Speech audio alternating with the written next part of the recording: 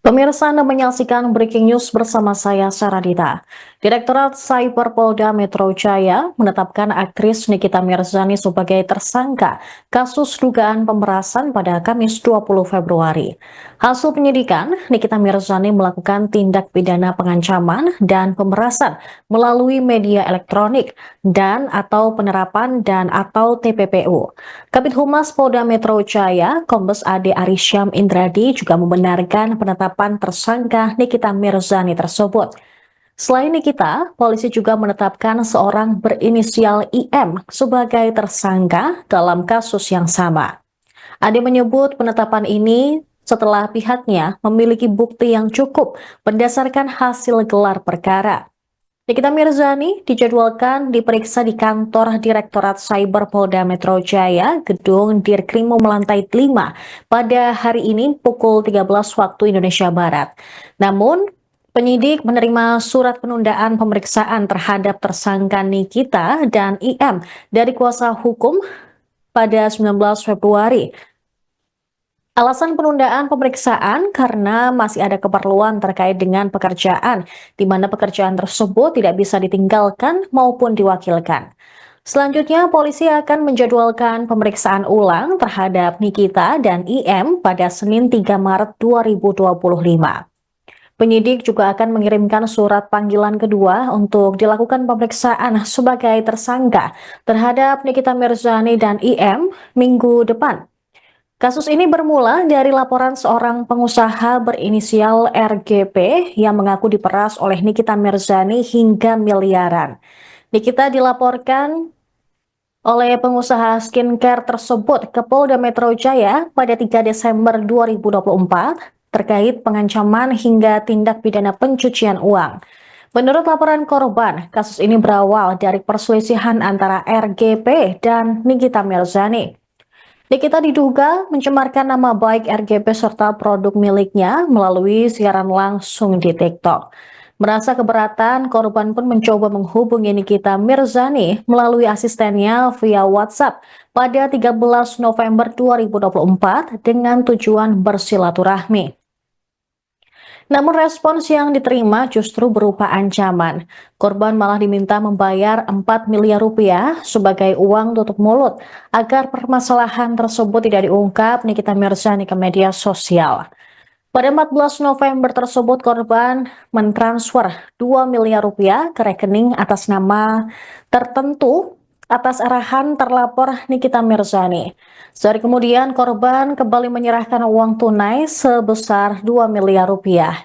Sebelumnya Nikita diperiksa oleh penyidik Polda Metro Jaya selama lebih dari 12 jam atas kasus dugaan pemerasan terhadap Dr. Reza Gladys. Nikita terlihat keluar dari gedung Ditreskrimum Polda Metro Jaya pada Kamis 6 Februari lalu sekira pukul 23:10 waktu Indonesia Barat. Dia tampak didampingi oleh tim kuasa hukumnya, Fahmi Bahmid dan juga Dr. Oki Pratama. Kemudian pemerasan melalui media elektronik dan juga pemerasan bagaimana diatur di KUHP dan juga dugaan tindak pidana pencucian uang. Ya. Jadi atas pertanyaan dari beberapa rekan jurnalis tadi, kami sampaikan bahwa benar ya penyidik di Reserse Siber Polda Metro Jaya telah menetapkan 2 tersangka dalam proses penyidikan tersebut. Yang pertama saudari NM, yang kedua saudara IM. Ya, penyidik telah menetapkan tersangka terhadap kedua orang ini berdasarkan bukti yang cukup dan berdasarkan hasil gelar perkara. Kemudian seyogianya hari ini, hari Kamis, tanggal 20 Februari 2025 berdasarkan dua surat panggilan. Surat panggilan yang pertama kepada tersangka IM, surat panggilan yang kedua kepada tersangka NM. Itu seyogianya akan dilakukan pemeriksaan sebagai tersangka terhadap kedua tersangka ini, ya, di Direktorat Reserse Siber Polda Metro Jaya. Namun kemarin tanggal 19 Februari 2025 penyidik telah menerima surat dari kuasa hukum tersangka tentang permohonan penundaan pemeriksaan terhadap para tersangka. Apa alasan yang diajukan oleh kuasa hukumnya? Alasan penundaannya adalah karena masih ada keperluan terkait dengan pekerjaan, di mana pekerjaan tersebut tidak dapat ditinggalkan maupun diwakilkan. Kemudian dalam permohonan itu juga disebutkan bahwa memohon kepada penyidik untuk dilakukan penundaan pemeriksaan dan penjadwalan ulang menjadi hari Senin tanggal 3 Maret 2025 pukul 13 WIB. Kemudian berdasarkan informasi ini, maka apa yang akan dilakukan oleh penyidik selanjutnya? Penyidik akan mengirimkan surat panggilan kedua terhadap para tersangka untuk dilakukan pemeriksaan terhadap kedua tersangka di minggu depan. Ya, jadi itu adalah update proses penyidikan yang sedang berjalan berdasarkan informasi dari rekan penyidik Direktorat Reserse Siber Polda Metro Jaya. Mungkin Pak, apa buktinya dia dijadikan tersangka Pak, NM dan IM tersebut? Ya, tentunya hal tersebut sudah dikantongi oleh penyidik dalam proses awal penerimaan laporan polisi, kemudian pendalaman oleh penyelidik, ya, melalui klarifikasi terhadap para pelapor dan saksi-saksinya, kemudian terlapor, kemudian beberapa saksi yang diduga mengetahui adanya peristiwa ini. Kemudian setelah diketahui adanya dugaan tindak pidana, maka ditingkatkan prosesnya menjadi penyidikan untuk membuat terang peristiwa pidana dan untuk menentukan siapa tersangkanya.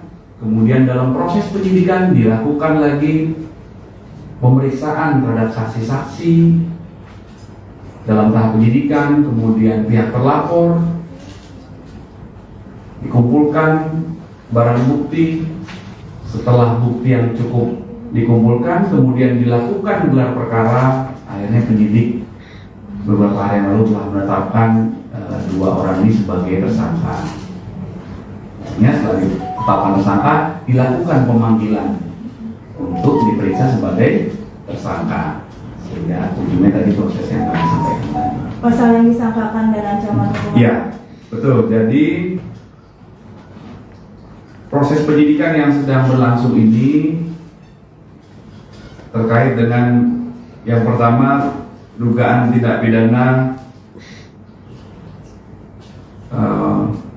pengancaman dan pemerasan melalui media elektronik sebagaimana diatur di pasal 27B ayat 2 dan juga pasal 45 ayat 10 Undang-Undang ITE.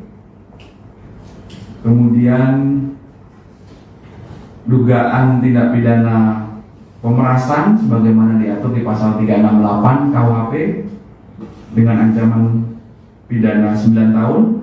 Untuk pasal yang pertama tadi ancaman pidananya paling lama 6 tahun, ya.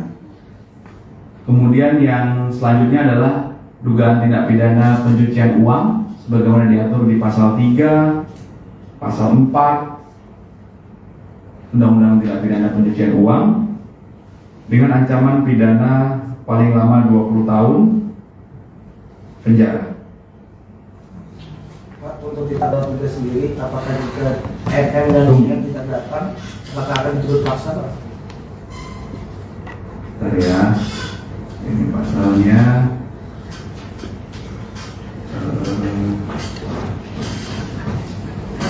Gimana Mas? Jika IM dan NM tidak datang di tanggal 3 Maret, apakah akan turut paksa, Pak? Jadi yang kami sampaikan tadi adalah permohonan penundaan pemeriksaan itu berdasarkan surat dari kuasa hukum kepada penyidik untuk ditunda atau diperiksa tanggal 3 Maret. Maka selanjutnya penyidik akan mengirimkan surat panggilan kedua untuk dilakukan pemeriksaan minggu depan. Nanti kami update lagi tanggalnya ya. Untuk kemungkinan penahanan ada nggak sih Pak atau Dan kami tidak bisa berandai-andai ya, kan kita tunggu hasil kerja penyidik. Penyidiklah yang akan mempertimbangkan nanti. Download Tribun X sekarang, menghadirkan lokal menjadi Indonesia.